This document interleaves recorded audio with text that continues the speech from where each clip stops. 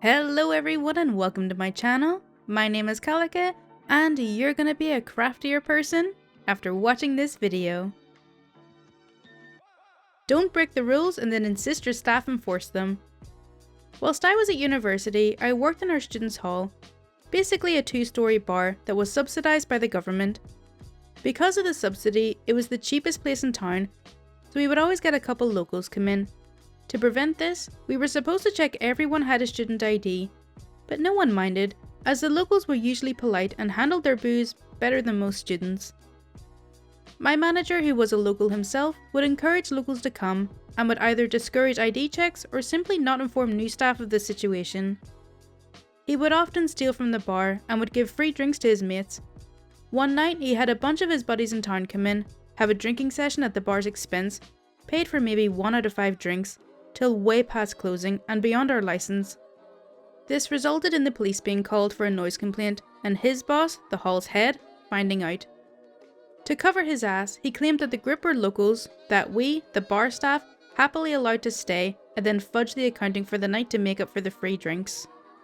Because of this, he himself demanded we check every student ID and the head took away some of our employee perks. The Sunday after this all went down, the pool tournament guys come in. These guys rotate which bar they go to every week between a list of maybe 6 that have enough pool tables and lounge space. I personally had served them half a dozen times. They make their way over to the bar, and the first guy is well into his 40s. "Hey man, before I can serve you, I have to see your student ID. He chuckled and said something along the lines of, "Do I look like a student?" and then proceeded to order. "Look, I'm sorry, but I've been told that if you haven't got a student ID, I can't serve you." He started to realise I wasn't just messing with him and looked to the other member of staff, who reiterated the point. "Are you serious? We've been coming here for years." "Yeah, I'm sorry. The manager is cracking down on the only students rule. I can grab my supervisor for you if you want." My supervisor was also a student and explained the situation, said he was sorry for the inconvenience and that if they had any complaints to call the head, my manager's boss, and even gave out a couple of his cards that were in the office. The pool guys left, which meant no one was really in the building, so we ended up closing early. The next morning, I awoke to my manager screaming down the phone at me, but it was my day off, so I hung up and didn't go to work as a customer till past noon. When I did, my co-workers couldn't wait to tell me what happened. My manager had come in and had a shouting match with my supervisor in front of everyone grabbing a morning coffee. The head had indeed received some complaints and scheduled a meeting with the manager that morning. Not wanting to face it alone, he took my supervisor with him, I imagine intending to throw him under the bus as much as possible. The head was pissed. A, because all these 40-something men had called to complain on his personal number on a Sunday. And B, because these 40-something men, by their own admission, had been coming for years at the invite of the manager, whom they knew well. My manager tried to save face and claimed they were associated with the university, that they were in fact lecturers, that it was the bar staff's failing to check for student ID all this time, and then turned on my supervisor saying he'd given them a bad reputation, cost them money by turning them away and closing early, as well as laying bare every other mistake he had ever made. My supervisor explained that it was never explained to staff that customers had to be students, as the manager actively encouraged locals to come in, that even lecturers get a form of student ID, and explained to the head about the manager's drinking with his mates and dodgy accounting he'd do. This led to the CCTV being checked. When the head saw that it was in fact the manager and his mates, and that the bar staff rarely put anything through the tills at his request, they suspended him on the spot. He then said the accounts would need to be audited and that he would likely be terminated and even prosecuted. After a surreal couple of weeks, we got our perks back. They hired a new manager and eventually they installed locks in the doors that could only be opened with a student ID. No idea what happened to the old manager, but by no means a loss. This next one is like a mix of petty revenge and malicious compliance, but it's a little bit gross, but I find it funny.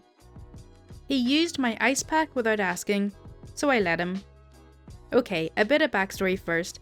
I have a slight case of arthritis and gout in my foot. Other than taking a handful of pain pills when they flare up, the doctor also recommended that I freeze a bottle of water and roll my foot over it. So I did. And I do. My wife and kids know what it's for, and they avoid touching it like my foot has the plague or something. A few weeks ago, my father-in-law and wife sold his house, and they bought a new house across the country. He's about 6 months away from retirement, so he asked if he could stay in our basement until he's done with his work, while his wife moves into the new house. I like the guy, so we said it would be okay. Unfortunately, living with him is like having a second teenager around.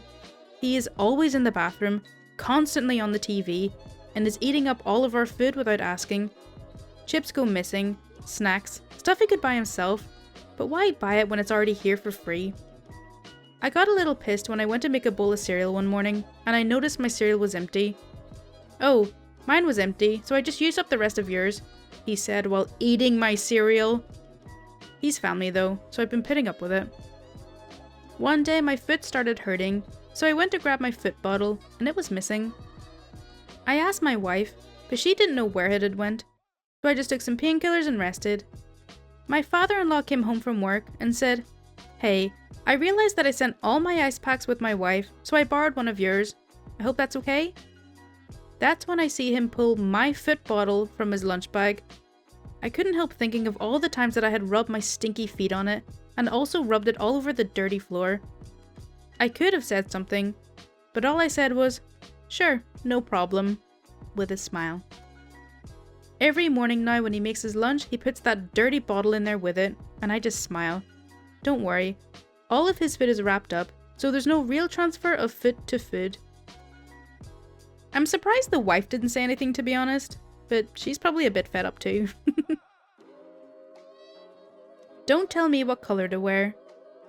As I was growing up, my fingernails got the worst end of chewing multiple times daily. They and my cuticles were ragged.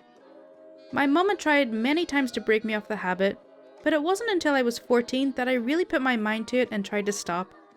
It was hit, or should I say bit or miss, for several months. When I had the chewing under control, my mum was really invested into helping me maintain my sobriety. We went shopping, and she let me pick out the colours of several bottles of nail polish. This was in the 70s. Yeah, I know. Way back in the dinosaur era. Vibrant colours had just become popular, and I chose pastel shades of blue, green, and yellow. My mother spent a couple of hours on a Sunday giving me a manicure and used the green shade of polish. They were so beautiful, and I vowed never to chew my nails again.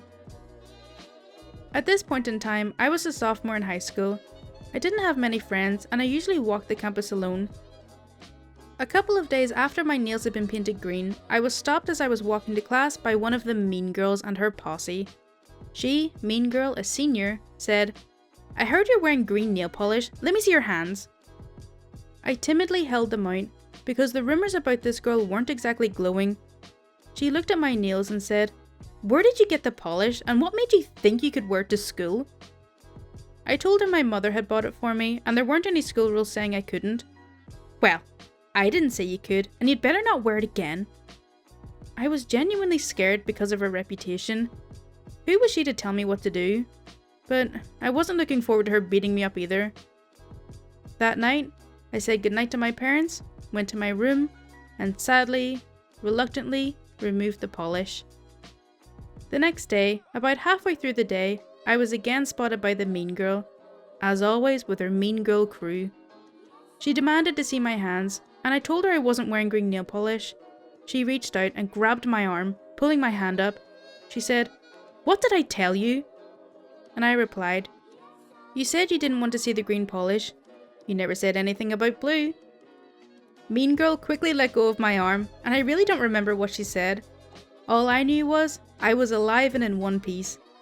For the remainder of her last year at the high school, she would give me dirty looks, but never again spoke to me. Nice. Well done for standing up for yourself. Okay, so that's all for r/MaliciousCompliance. I really hope you did enjoy it. As always, if you do want to see more content like this, then please do subscribe. My Twitter, Discord, and Patreon links are in the description. And also, as it's Sunday, I want to say a massive thank you to my wonderful patrons. BackwardsDDog, Tyler Miller, Jen Burton, Jens Banning, Bo Walker, Princess Kate, Skyler A, Elizabeth Filmore, Stephen Arnowitt, Shagar, Koltin, James Scanlan, Darkimedes, David Temple, Devil Ducky 42, Fennec, Lawrence Eytcheson, and a lovely warm welcome to our new patron, Kirsty Rose. Thank you all so much for your support. Mwah. That's for you, but keep it between us, okay? Thank you so much for watching. Bye!